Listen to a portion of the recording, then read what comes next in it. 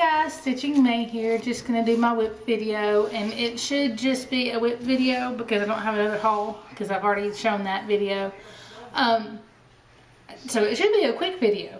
I did get some progress on Starry Night and 99 bottles, and I started my husband's stocking, and then I finished the other little Christmas item that I was doing. And it's been an okay month. I didn't stitch a lot this week because of Thanksgiving and everything, but I will stitch tonight a lot more on 99 bottles. But I guess I will start with my new start, and that is my husband's stocking. And I'll show you again. This is my working copy. It is called Christmas Eve Stocking by Bent Creek. It's just got Santa and his sleigh flying over the town, and it's just a really cute design, simple. And I did purchase this fabric, so I guess I do have a little bit of a haul. This is just 18 count raw linen, but this is the progress that I have so far.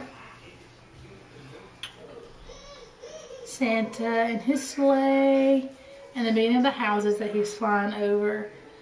And I've had some craziness with this pattern already. I realized, I don't know if y'all remember when I did my son's stocking last year, but that was the first time I had ever stitched on linen. And that I did not realize it until I looked at this pattern, but it was all supposed to be stitched with 4 strands of DMC floss. And I looked back to make sure, and I had only stitched my son's stocking with 2 strands. And I was afraid that if I did my husband's and mine with 4 strands, that the stockings would look different. So I went ahead and chose to stitch it with only 2 strands to where they kind of look the same, because I want them to be a set. They all have Santa Claus, and they're all by the same designer. So, and then the other issue I had is that I did not use the called for colors. It calls for the Gentle Art pattern or hand-dyed threads floss. And I use the DMC equivalents, and it calls for a let's see, 3790. I'm sorry. Yes, 3790, which was going to be, oh, I don't know if I can show you the pattern, it's just letters. 3790 was going to be all of these houses and then this little reindeer. But the issue is that it was the exact same color of the fabric and you could not see it. So I had to change colors for that. And then the color for this reindeer on the left was supposed to be, I want to say, I'm going to let them right backwards, by the way. Anyway, the other one was going to be 3787, which they call bark, but when which to me is brown, but when I looked at the DMC color, it was kind of this moss green color. I didn't want a green reindeer. So I had to change out some colors, and I chose 869 for the houses and the lighter reindeer, and then 898 for the darker reindeer. And the other issue that I had, see, this has been a rough start on this project. I don't know if I'll be able to show you this or if you'll be able to see it. But anyway, they have the same symbol. I don't know if you can tell there. The little hash mark for 2 different colors. They have it once for the bark color and once for the cocoa color. And then they've got this symbol up here for the cocoa color as well. So they had 2 different symbols for 2 different numbers, and then the same number for 2 different symbols. So I had to be really careful and make sure I'm choosing the right color. I don't know why they did that way. I don't know if it was because the symbols look similar or what, but it really kind of threw me for a loop. I've never seen it done that way. But other than that, it's been fun to stitch, a lot of fun to stitch. So much fun that it's been hard to pick up 99 bottles and work on it during its rotation week, because this has just been so much fun to stitch.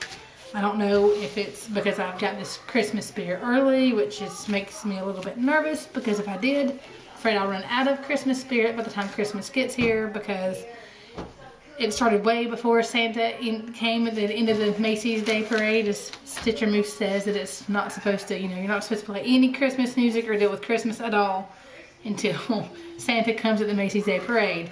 I started a little bit earlier than that, and I'm afraid it's going to fizzle out by the time it gets here.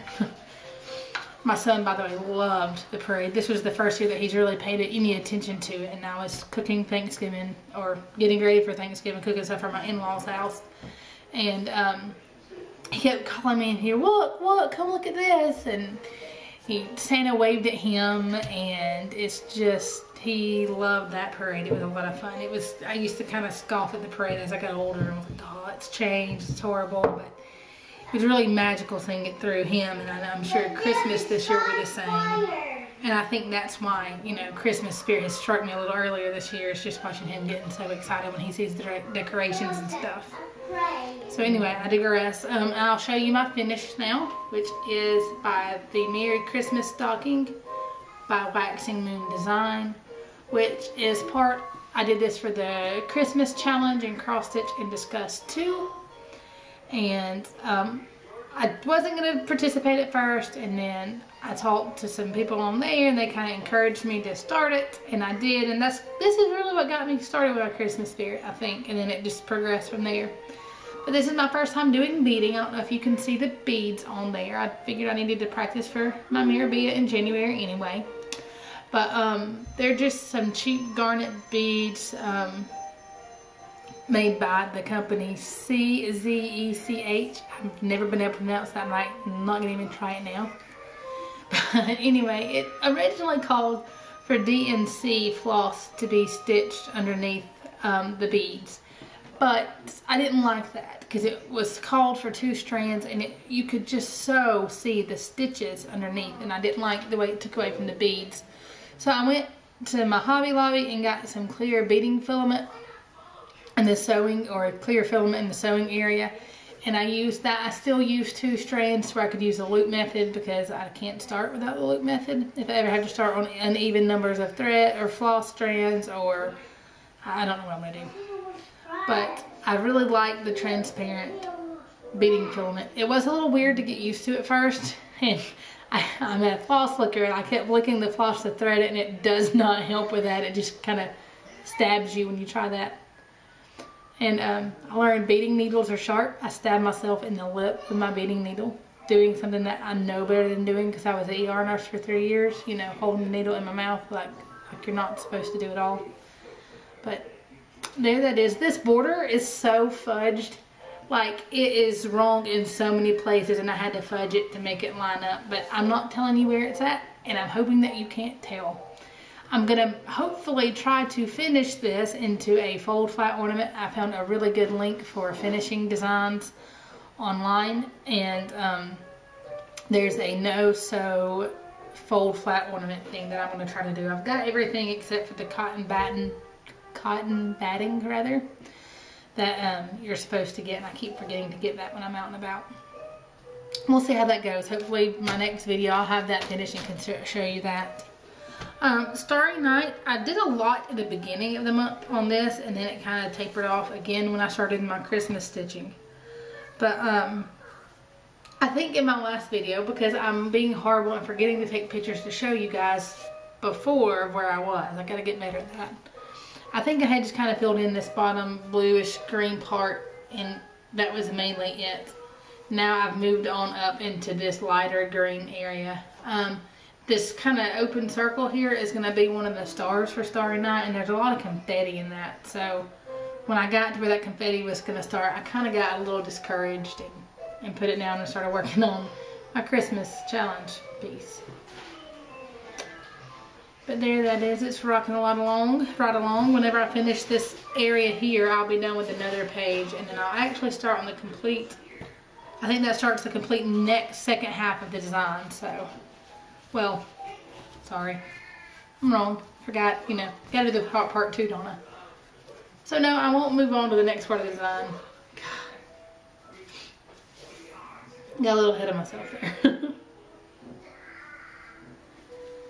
And then, last but not least, is 99 bottles, which I'll still be working on. This is the week I'm supposed to be working on it, but I have not been able to do as much stitching because of the holidays. I cooked Monday night and Tuesday for my side of the family, and then Thursday I cooked some for my husband's side of the family. So we've been eating Thanksgiving food all week. But here is, and I have something else to tell you about this too, but here's the progress first. Just gonna let that bottom part drop. I finished out these embellishments on the shelves, and then I finished this bottle, did this bottle, and started that bottle. Not a whole lot, but just this bottle and these embellishments was like 150 stitches, because one night I felt horrible that I had not done more, and then I realized that it's, you know, each bottle's almost 100 to 200 stitches. Somebody wants to say hello, I think. I don't know if you could see him, but he just ran in, peeked in, and ran out. But I don't know if I mentioned to you guys, I mentioned it on Facebook, that this fabric was puckering really bad when it was off the frame.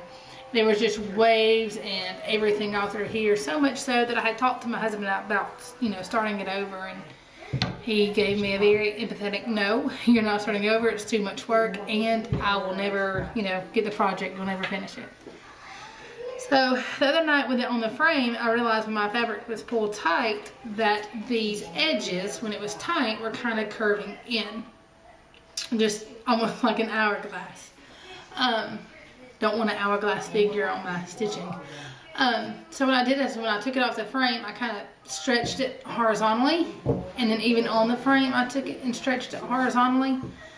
And it seemed, for the most part, to go away. It at least decreased it by half. And I don't know if that's just the nature of even weave. I have to say, I've not been impressed with even weave. I like stitching over too, so I like linen, but I'm just not impressed with this even weave. And I don't know if it is this brand of even weave, or this type, or the count, or what. I'm not completely giving up on even weave. I do plan to do my save the stitches on even weave. But it's just, I don't know, it's like it's pulling in as I stitch. I don't know if that's the Millennium frame, if that's the fabric, or what. But if you have a piece of even weave that seems like it's puckering or having little ripples in the fabric, just kind of stretch it back horizontally in all different directions, and it seems to be coming out. And I'm hoping that it'll come out whenever it's framed, because you know they'll stretch it. But that's really everything for this video. Not a whole lot of interesting things. Again, I should be back before December, or before the new year, but probably not before Christmas. So just in case, let me go ahead and tell you guys to have, of course, I hope you had a happy Thanksgiving, and to have a Merry Christmas, and please be safe, and to have Happy Christmas or any other holiday that you celebrate that time of year. Hanukkah, Happy Kwanzaa if you celebrate Kwanzaa. Happy holidays, how about that? And then of course, hopefully I'll be back before New Year's, but just in case, have a happy and safe New Year as well. Thanks for watching. Bye.